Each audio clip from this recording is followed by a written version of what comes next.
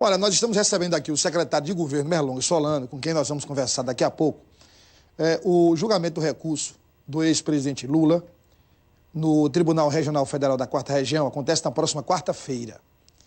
É bom deixar claro que não é um julgamento do presidente Lula, é do recurso da defesa do presidente Lula, então acontece na quarta-feira. Já saiu, inclusive, um ônibus, uma caravana do Piauí, como de vários estados brasileiros, para Porto Alegre, para prestarem essa solidariedade ao ex-presidente Lula. Aqui, em Teresina, diversas entidades promoveram uma manifestação na tarde de hoje na Praça da Liberdade. A mobilização é em favor do ex-presidente Lula e em defesa da democracia. O Ravi Marques esteve lá, traz os detalhes e, na volta, a gente conversa com o secretário Merlong Solano. Comunidade indígena, organizações sindicais e trabalhadores rurais reunidos na Praça da Liberdade, centro de Teresina, para uma única causa. Nós estamos em coletivo, são vários acampamentos que estão reunidos agora com os sindicatos, para que a gente possa, assim, demonstrar a nossa força, a nossa coragem pelo povo brasileiro e pela democracia do nosso país. Precisamente nós estamos em luta da nossa democracia limpa e forte. O ato é em defesa da democracia e do direito de Lula ser candidato a presidente do Brasil nas próximas eleições. O movimento acontece em todo o país em virtude do julgamento de Lula marcado para a próxima quarta-feira, no Rio Grande do Sul. O governador do Piauí participou da mobilização. Ele também defende o ex-presidente das acusações que vem sofrendo. É em defesa da democracia. Nós temos uma situação no Brasil em que, se a gente não tiver cuidado, nós vamos ter o judiciário fazendo lei. O que diz a legislação? Para que alguém seja condenado, é preciso que haja a apresentação de provas concretas pela prática de crime. E não há nada disso. Nesse processo, o que está comprovado é que o tal do triplex, que é um apartamento, ele está em nome de uma empresa construtora, que é a construtora OAS. Agora uma juíza, inclusive, colocou em nome da Caixa Econômica, porque estava alienado para um projeto da Caixa Econômica. Então, como é que vai condená-lo dessa forma? O secretário Merlong Solano foi convidado pela produção. Secretário, obrigado pela presença. O senhor está aqui não como secretário de governo, mas como petista, como membro do PT. E eu queria saber do senhor o seguinte: qual o sentimento hoje? O senhor tem conversado, claro, com petistas de outros estados do Brasil. Qual o sentimento hoje? Vamos falar de Piauí. Qual o sentimento dos petistas piauienses em relação ao que pode acontecer na quarta-feira em Porto Alegre? É um sentimento de muita preocupação, até também de uma grande dose de indignação com o que está acontecendo no nosso país, Douglas. Porque não há dúvida que há um golpe em andamento, em curso. Um golpe sem a força das armas, como era no passado, mas um golpe muito eficaz. Um golpe que utilizou uma maioria parlamentar conservadora para derrubar uma presidente sem que ela tenha praticado nenhum tipo de crime e que agora utiliza um braço do Poder Judiciário e um braço do Ministério Público Federal para condenar, sem qualquer prova, um ex-presidente da República, que aparece em todas as pesquisas como uma esperança do povo brasileiro no sentido de retomar um projeto de crescimento com inclusão social. Então, nós consideramos uma intervenção danosa à democracia. A democracia está sendo rasgada. A Constituição Brasileira de 88 está sendo rasgada no que respeita a um dos elementos basilares, a representatividade. Quando uma presidente é afastada sem crime, quando um ex-presidente é retirado no tapetão de um processo sucessório, a democracia fica, digamos assim, prejudicada. Então, o que está em jogo em Porto Alegre, além da liberdade do presidente Lula, o que já é grave, porque ele não cometeu crime, é o próprio regime democrático brasileiro e o papel do Poder Judiciário dentro desse regime. Um poder que está, em parte, parcelas dele, fortemente partidarizado, encaminhando um processo não segundo o rito do processo judicial, mas segundo o calendário da eleição. Você vê que o relator deu o parecer dele em 6 dias. quando antigamente demorava 6 meses para dar um parecer numa matéria de tal complexidade. Agora, conversando com alguns juristas, o processo não se encerra na quarta-feira. Independentemente do resultado, existe, por exemplo, os embargos infringentes e tem uma série de recursos e provavelmente o processo vai parar no Supremo Tribunal Federal, porque tem questões constitucionais em jogo. O senhor acredita que... Vamos levar em consideração a condenação do ex-presidente? Isso, eu acredito que ele vai ser condenado. Pronto, partindo desse princípio lá em Porto Alegre. Talvez não por unanimidade. 2-1. Porque aqueles que estão conduzindo o golpe no Brasil já foram longe demais para voltar atrás. Acho que vamos ter lá uma votação de 2-1 no sentido da condenação do presidente Lula. O senhor acha que em algum momento, em alguma instância, isso será reformado? A minha expectativa é que em algum momento a sociedade brasileira se dê conta da gravidade do que está em curso no país, manifeste a sua indignação, que essa indignação apareça com mais força nos meios de comunicação e que isso repercuta no âmbito do Poder Judiciário. Ele se dê conta da grande responsabilidade que tem de rasgar a Constituição num país que estava se encaminhando no sentido do fortalecimento da democracia. Você tem toda a razão, o processo não termina no dia 24, nem do ponto de vista jurídico, nem do ponto de vista político. Do ponto de vista jurídico, diversos embargos serão impetrados pela nossa defesa, embargos de declaração, embargos infringentes, para que a matéria seja tratada em todas as instâncias possíveis no âmbito do Poder Judiciário. E do ponto de vista político, menos ainda se encerrará, porque o partido já decidiu que apresentará à sociedade brasileira, logo após o julgamento, o presidente Lula como nosso candidato à presidência da República. A apresentação oficial? A apresentação oficial, a decisão vai ser tomada e anunciada, e no momento em que abrir os prazos na Justiça Eleitoral, o nome que o Partido dos Trabalhadores vai levar para a Justiça Eleitoral é o nome do presidente Lula. Agora...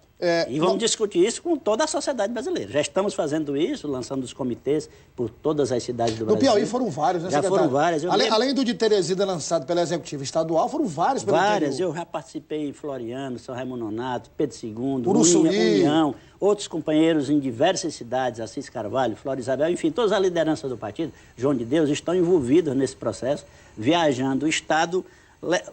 Porque a gente tem que reconhecer, Douglas, parece que a sociedade, nós próprios, fomos tomados por uma certa letargia, por um certo estado de anestesiamento.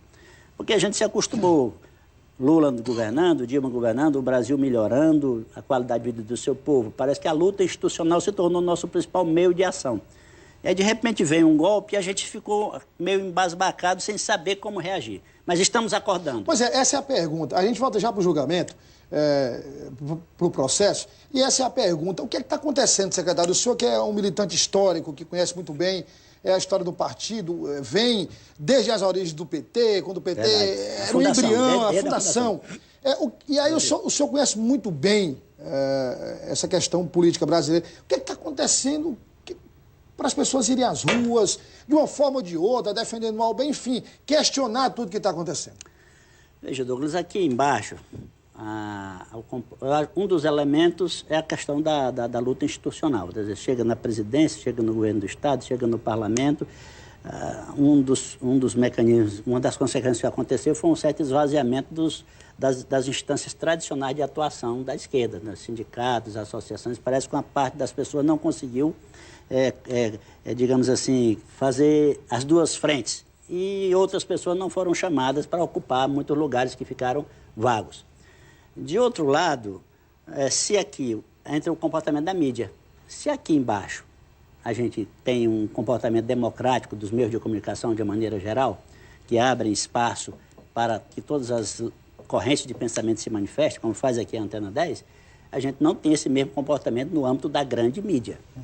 A grande mídia vem batendo sistematicamente, criminalizando a esquerda. Contribuindo para essa anestesia. Isso, criminalizando especialmente o PT, como se a corrupção tivesse nascido a partir do dia que o PT chegou no governo. E isso deixou muitas pessoas, até que foram beneficiadas pelas nossas políticas, assim meio perdidas.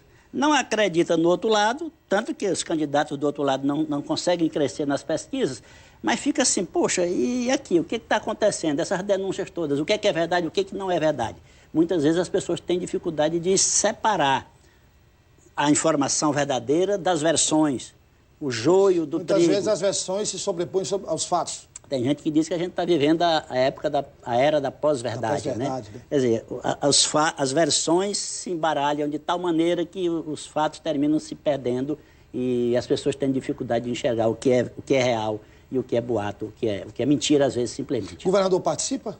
O governador participa, esteve agora na Praça da Liberdade, apareceu nós mostramos aí, né? aqui. Vai a São Paulo, vai a Porto Alegre, eu também irei, muitas pessoas já foram de ônibus, algumas irão de avião a partir de amanhã, eu, por exemplo, irei a Porto Alegre. E o ex-presidente Lula acompanha a informação que se tem, que ele vai acompanhar de São Paulo. Acompanha de São Paulo, mas há ainda a possibilidade dele ir a Porto Alegre. Esse tipo de decisão geralmente é tomado muito em cima da hora, né? Secretário, agora vamos esquecer o militante e vamos voltar para o secretário de governo. Pronto. Né? Pronto. Aliás, por falar de sucessão estadual, nós estamos com a pessoa certa. Depois do governador, é a pessoa correta. Tá certo. Tem essa discussão em torno da vice-governadoria, progressistas, o MDB, e, enfim, como é que... E aí a oposição muitas vezes diz, olha, a partir daí vai nascer uma cisão e a base não fica, enfim, como é que o senhor enxerga essa definição toda? Pois é, a oposição tem tido esse comportamento de esperar que o quadro piore do nosso lado para que surjam oportunidades para eles crescerem. Não sei se isso é natural ou não. O fato concreto é que eles esperavam que a gente atrasasse a folha de salários, não atrasamos. Pelo contrário, já anunciamos a folha do ano em curso 2018. De 2018, desde o final do ano passado. Esperava uma desagregação do governo na área das obras, tem muitas obras em andamento, o Piauí está numa situação fiscal tranquila, o nível de endividamento baixou, era de 60% da nossa receita corrente líquida em 2014, nós estamos agora em 45%. Isso permitiu ao governador fazer contratação de operações de crédito que estão dando sustentação a um conjunto significativo de obras.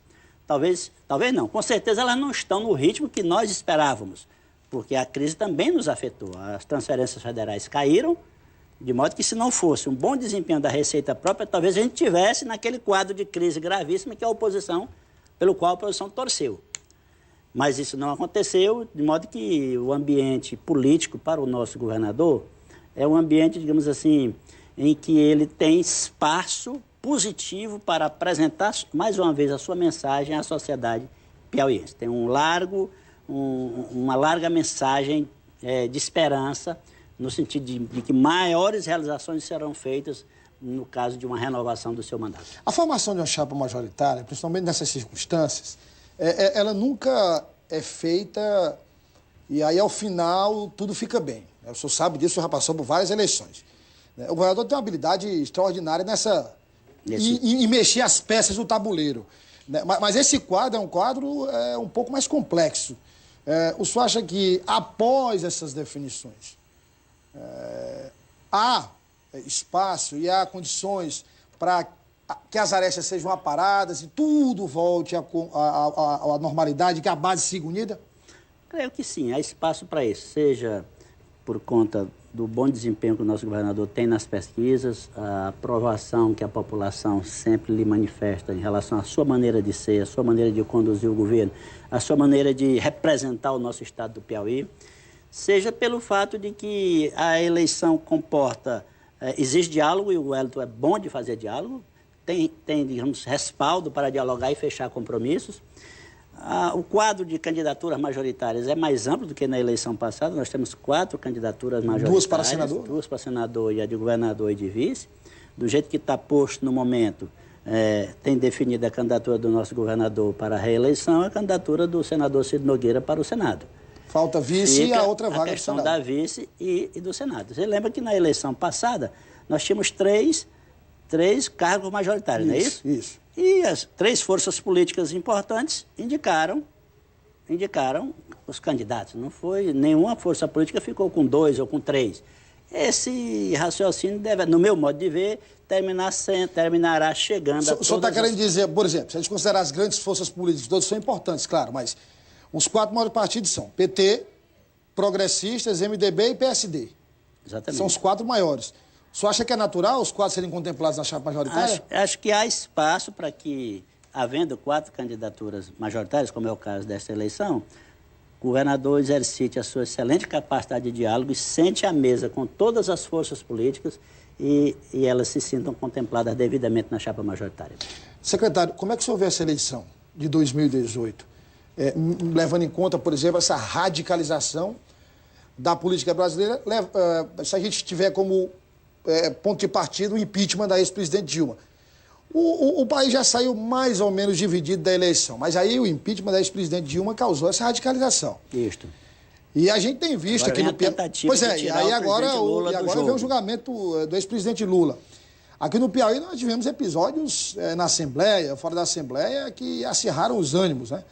E como é que você imagina esse cenário? O senhor acha que vai ser uma eleição de alto nível ou o senhor espera que o governador vai enfrentar problemas em relação a essa questão de debate? O Piauí tem uma tendência de maior tranquilidade do que outros lugares do Brasil. Entretanto, o clima é de crescimento da intolerância.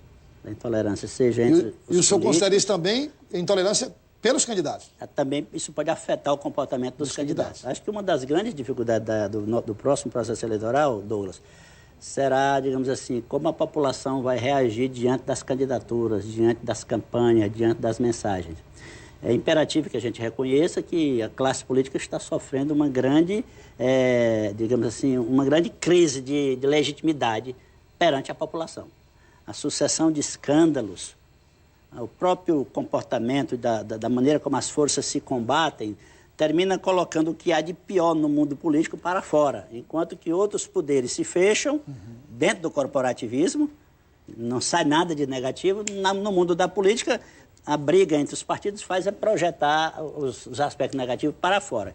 E digamos assim, esse ambiente poderá dificultar muito o diálogo dos candidatos com a população. Eu prevejo que não será uma eleição tão tranquila quanto foram as eleições anteriores. Mas, no final das contas, quem é candidato sabe que precisa ter força e coragem para enfrentar certas dificuldades na hora de debater com a população ou com candidatos adversários. Secretário, obrigado pela presença mais uma vez aqui no programa. Agradeço. Elis, fim de programa?